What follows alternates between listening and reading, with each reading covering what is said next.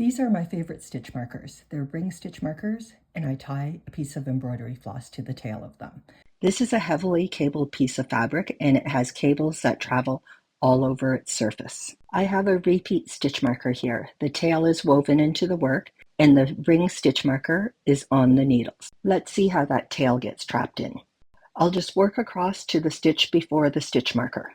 I'll purl this stitch, and then I'm going to slip the stitch marker across to my right needle and purl the next stitch, and I'll continue working across.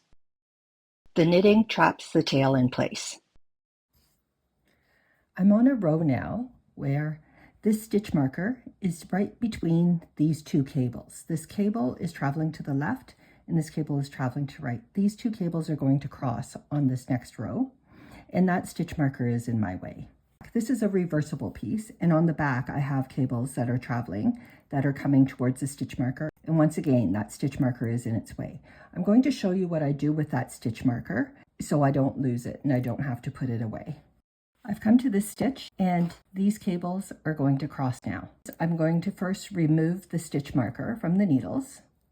So I'm just moving that stitch over and I'm dropping that stitch marker off of the needles, and I'll move that stitch back.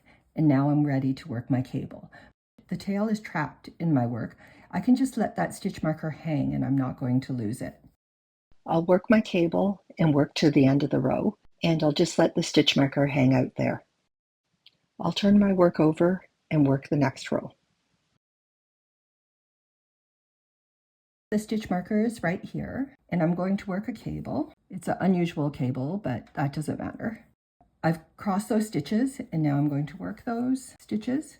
The stitch marker is still there. I still don't have to worry about losing it. I'm going to work the rest of this row, and then I'll show you how I put the stitch marker back on the needle.